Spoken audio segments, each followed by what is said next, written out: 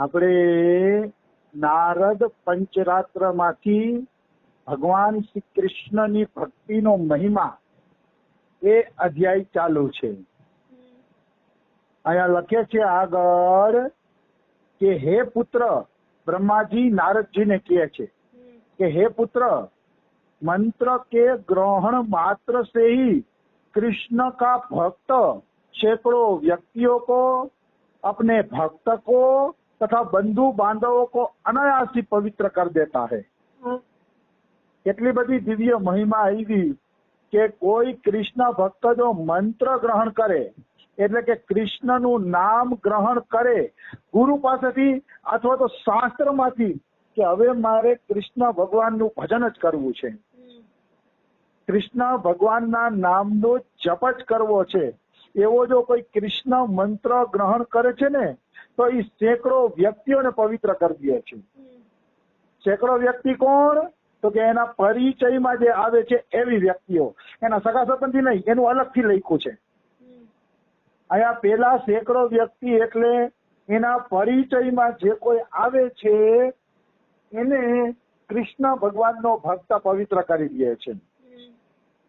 પછી જયારે અપને ભક્ત કો, અપને ભક્ત એટલે ભક્તની શરણમાં જે કોઈ આવશે એના શિષ્ય બનશે, એને પણ એ પવિત્ર કરી દેશે જે કૃષ્ણ નામનો જપ કરે છે. અને છેલ્લે લખ્યું બંધુ બાંધવોને એટલે કે હગાવાલાઓને પણ પવિત્ર કરી દે છે. તો કૃષ્ણ ભક્ત ત્રણ વ્યક્તિઓને પવિત્ર કરે, પોતાની શરણમાં આવેલા ભક્તોને પવિત્ર કરી દે છે, એના સગા સંબંધી એટલે કાકા મામા મામી ચાચા ચાચી એ બધાને પવિત્ર કરે છે, અને પછી એના મિત્ર કે કોઈ પરિચયમાં આવ્યા હોય, માનો બસમાં જતા હોય તો ઘણા આપણા પરિચયમાં આવતા હોય, એની પરિચય થતો હોય, વાત થતી હોય, તો કે એવા વ્યક્તિનું કલ્યાણ કરી દે છે. જે થોડાક સમય માટે પરિચયમાં આવે છે એવા વ્યક્તિઓનું પણ કૃષ્ણ ભક્ત કલ્યાણ કરી દે છે. અને આ વાત સત્ય તો લાગે છે હો. મને તો ઘણી વાર બસમાં છે ને ગુજરાત આવતો હોય ને એવા માણસો મળી જાય ને કે એની સત્સંગની જમાવટ થઈ જાય, આપણું હૃદય પ્રસન્ન થઈ જાય કે ભાઈ આની યારે સત્સંગ કરવાની મજા આવી ગઈ. એક વખત છે ને હું મારા બેનને લેવા જતો હતો વડોદરા, મારા ગીતાબેન ભેગા હતા ને, હું બે જણા અમે વડોદરા જતા હતા મારા બેનને લેવા માટે. તો અમને છે ને એક જ સીટ મળી હતી, એક સીટ મળી હતી એટલે અમે બે ભાઈ બહેનની સીટમાં બેઠા હતા.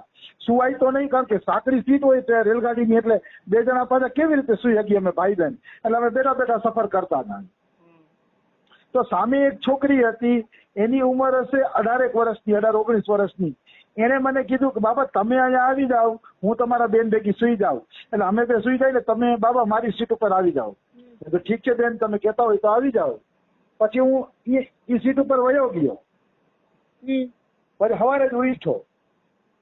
મારો કહેવાનો ભાવ છે કે ક્યારેક ક્યારેક કોઈ એવા સારા વ્યક્તિઓ ભેગા થઈ જતા હોય કે આપણે એના માટે પ્રાર્થના કરવાનું મન થાય કે એનું કલ્યાણ થઈ જાય.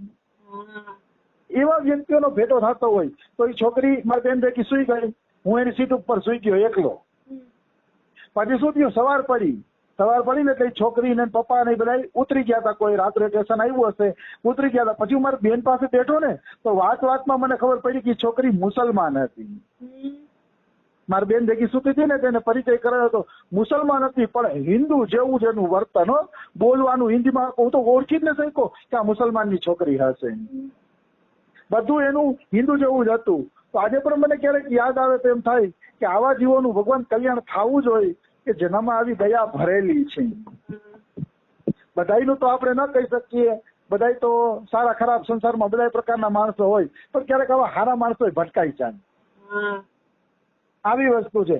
તો જો સંતના આ રીતે સંગમાં આવે તો એ કલ્યાણ કરી શકે. એટલે હું કલ્યાણ કરી શકું એવી મારી શક્તિ છે એમ નથી કહેતો, પણ આ તો એક્ઝામ્પલ આપ્યું કે આવી રીતે રમેશ બાબા, અમારા બાબા, એવાના સંગમાં હજારો માણસો આવ્યા હશે, હજારો એના દર્શન કરવા આવ્યા હશે. તો કઈ બધા સંઘમાં આવ્યા ને એનું અનાયાસ ધીરે ધીરે ધીરે કલ્યાણ થઈ જ જશે, નિશ્ચિત કલ્યાણ થઈ જશે, એમાં કોઈ શંકા નથી. કારણ કે સંતના સંપર્કમાં આવી જાય અને એનું હૃદય પ્રસન્ન થઈ જાય ને તો ભક્તિનું બી એના હૃદયમાં વવાય જ ગયું એમ કેવું હોય તો કહી શકાય. એમાં કોઈ એટલે કોઈ શંકા નથી. એટલે કૃષ્ણ મંત્ર બોલો ભાઈ, કૃષ્ણ નામ જપો, તમે એટલા પવિત્ર બની જશો ને કે તન પેઢીઓને પવિત્ર કરી દેશો, તમે તન વ્યક્તિઓને પવિત્ર કરી દેશો, એટલી શક્તિ આવી જશે. કૃષ્ણ નામની અંદર એટલી મહિમા છે. આવી વસ્તુ છે. મનુષ્ય સમજતો નથી ભગવાનની ભક્તિનો મહિમા. જો સમજી જાય ને તો એ ભક્તિ સિવાય કઈ કરી જ ન શકે. જો કોઈ છોકરું સમજી જાય કે ડોક્ટર બનવામાં શું મજા છે, કે વકીલ બનવામાં શું મજા છે, કે એન્જિનિયર બનવામાં કેટલો પૈસા કેટલી આવક છે, તો એ છોકરો પછી છે ને ભણવા સિવાય બીજું કઈ કરી જ ન શકે. કારણ કે એને લક્ષ્યની મહિમા સમજાઈ ગઈ. જેને લક્ષ્યની મહિમા સમજાઈ જાય છે એનું પછી આવું નથી જીવન રહેતું. એમ એ લક્ષ્યને પકડવા માટે તીવ્રતાથી દોડી પડે છે. તો આ શાસ્ત્ર શું છે? શાસ્ત્રમાં અત્યારે સત્સંગ કરીએ એનો શું અર્થ? એનો અર્થ જ કે લક્ષ્ય પ્રત્યે દોડવાનું આપણે મન થાય. આ કૃષ્ણ નામનો મહિમા આપ્યો, ભક્તનો મહિમા આપ્યો. આ મહિમા શાસ્ત્રોમાં શું કામ આપ્યો છે? માણસ દોડે કે મારે ભગવાનની પ્રાપ્તિનો કોર્સ આ જીવનમાં કરી જ લેવો છે. અને મનુષ્ય જીવનનો કોઈ ભરોસો નથી. આજની ઘટના ઉપરથી આપણે કહી શકીએ કે કાંઈ ભરોસો નથી. કોને ખબર છે કે કાલ સવારે શું થવાનું છે? એટલે મનુષ્ય જીવનનો પૂર્ણ ઉપયોગ કરવો જોઈએ અને ભગવાનનું ભજન જ કરી લેવું જોઈએ. એ જ વ્યક્તિ ચતુર છે, બાકી બધું બેકાર છે. અમારા બાબા શું આજે મસ્ત વાત કરતા હતા. બધા કે વિજ્ઞાન આગળ વધ્યું, વિજ્ઞાન હું આગળ વધ્યું. બાબા કે 25 વર્ષ પછી પાણી માટે માણસો મરતા હશે ને તો વિજ્ઞાનની તાકાત નથી કે એને પાણી પીવડાવી ગઈ. જમીનમાંથી પાણી ખૂટતું જાય છે. બાબા કે જમીનમાં પાણીની માત્રા કમ થતી જાય છે. કે માણસ કે પાણી વગર મરતો હશે ને તો વિજ્ઞાન કાંઈ કરી શકવાનું નથી, કાંઈ નહીં કરી શકે. મીઠું પાણી થોડું બનાવી શકવાના છે, એ તો ભગવાન બનાવે. એટલે કહેવાનો ભાવ શું છે કે વિજ્ઞાનની વાતો બધી ખોટી. મનુષ્ય જન્મ સફળ કરવો હોય તો પ્રભુનું ભજન જ કરવું જોઈએ, એના વગર છૂટકો નથી. આવી વસ્તુ છે. એક નવીન વાત એ પણ કહી દઉં. કાલ અમારા બાબાને એક પ્રશ્ન પૂછવામાં આવ્યો કે બાબા ગુરુ શિષ્યની શું પરીક્ષા કરે છે? શિષ્ય તો ગુરુની પરીક્ષા કરે કે ગુરુમાં ક્ષમા છે કે નહીં, કરુણા છે કે નહીં, દયા છે કે નહીં, એવા ગુણ છે કે નહીં. શિષ્ય તો પરીક્ષા કરે, પણ ગુરુ શું શિષ્યની પરીક્ષા કરે છે કે આને મારે ચેલો બનાવવો જોઈએ. તો બાબા કે ચેલામાં એવી શું આવડત હોય કે ગુરુ પરીક્ષા કરે? ચેલામાં એવી કોઈ આવડત હોતી જ નથી કે ગુરુ પરીક્ષા કરે. ગુરુ એક જ ચેલાની પરીક્ષા કરે છે કે આ જીવનભર મારામાં વિશ્વાસ ટકાવી શકશે કે નહીં. આ જીવનભર મારી અંદર વિશ્વાસ ટકાવી શકશે કે નહીં. બસ આ એક જ પરીક્ષા ગુરુ કરે છે. એને લાગે કે આ મારામાં વિશ્વાસ જીવનભર ટકાવી શકશે એટલે પટ કરતી દીક્ષા આપી દે છે. આવું અમારા બાબા કહેતા હતા. તો ગુરુ જોવે છે, એની પાસે આવવા વાળા ભક્તોનું જીવન જુએ છે કે આ વિશ્વાસ ટકાવી શકશે કે નહીં. જો વિશ્વાસ ટકાવી શકે એમ હોય તો પછી એને ભક્તિ આપી દે છે. ગુરુજી ભક્તિનું વરદાન આપી દે છે, દીક્ષા આપે છે. શ્રદ્ધા ટકવી જોઈ. એ નવીન વાત હતી એટલે મેં કીધું ચાલો આ પણ કહી દઉં. હવે આગળ વધીએ. હવે બ્રહ્માજી શું કહે છે એમાં આગળ વધીએ. श्री कृष्ण की सेवा से बढ़कर न कोई श्रेष्ठ धर्म है न कोई तप है. મતલબ કૃષ્ણની સેવા કરો તમે. કૃષ્ણની સેવાથી મોટો કોઈ ધર્મ પણ નથી અને મોટું કોઈ તપ પણ નથી. તમે અનવરત કૃષ્ણની સેવામાં લાગી જાઓ. કૃષ્ણને નામ સેવા પણ કરી શકાય, કૃષ્ણની વિગ્રહ સેવા પણ કરી શકાય, કૃષ્ણને કીર્તન સંભળાવવાની સેવા કરી શકાય, કૃષ્ણ પાસે કથા સંભળાવવાની સેવા કરી શકાય. કૃષ્ણની અનેક પ્રકારે સેવા થાય છે.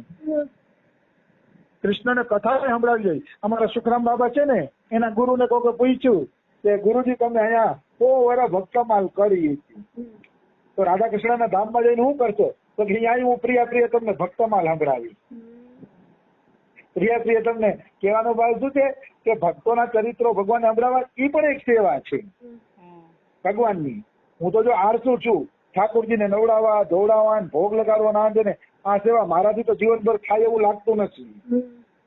હું તો આળસુ છું એટલે હું તો ઠાકોરની કઈ સેવા કરું? આ સત્સંગ કરું ને એ ગુણગાન એને સંભળાવવું એ જ મારી કૃષ્ણ સેવા. એટલે ભગવાનના ગુણગાન હું એને સંભળાવી રાખું છું. બસ એ જ સેવા. એનાથી વિશેષ કોઈ સેવા હું જાણતો નથી. આવી વસ્તુ છે. એટલે કૃષ્ણ સેવા મોટા મોટો ધર્મ છે આ મોટા મોટો તપ છે. તપ કરતા છે ને કૃષ્ણ સેવા કરવી. હું ખાલી તમને ઉદાહરણ આપું, એક્ઝામ્પલ, કે કોઈ વ્યક્તિ એમ કે મારે જમણો હાથ ઉપર જ રાખવો, નીચે રાખવો જ નથી, તો એના જમણા હાથનો અર્થ શું રહ્યો? એનો જમણો, એના કરતા એમ કે ને ભાઈ કે જમણા હાથ દ્વારા હું કૃષ્ણની સેવા કરીશ, કૃષ્ણને શૃંગાર કરીશ, કૃષ્ણનો શૃંગાર ઉતારીશ, કૃષ્ણને સુવડાવીશ જમણા હાથ દ્વારા, જમણા હાથેથી થાળ ભોગ લગાડીશ, તો જમણા હાથની સાર્થકતા છે. એટલે કૃષ્ણ સેવાથી મોટું કોઈ તપ નથી. કોઈ એમ કે હું આ હાથને અધર જ રાખીશ તો એ તપસ્યાનું ફળ એને મળશે, શુષ્ક તપસ્યાનું ફળ. પણ કૃષ્ણ પ્રસન્ન નહીં થાય. કૃષ્ણ તો એની સેવાથી પ્રસન્ન થાય છે. શુષ્ક તપસ્યા કૃષ્ણ ભક્તિમાં નથી અને નથી, પાકી વાત છે.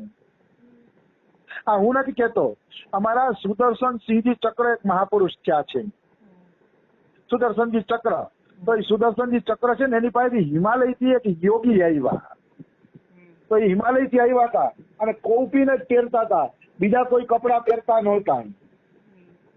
એટલે એનું આખું શરીર છે ને ફાટી ગયું હતું ઠંડીના કારણે. તો શરીરમાં ચામડીમાં ચીરા ને એવું પડી ગયું હતું. તો સુદર્શનજી ચક્રએ કીધું કે મહારાજ કઈક મલમ બલમ લગાડો અને આ શરીરને મુલાયમ કરો.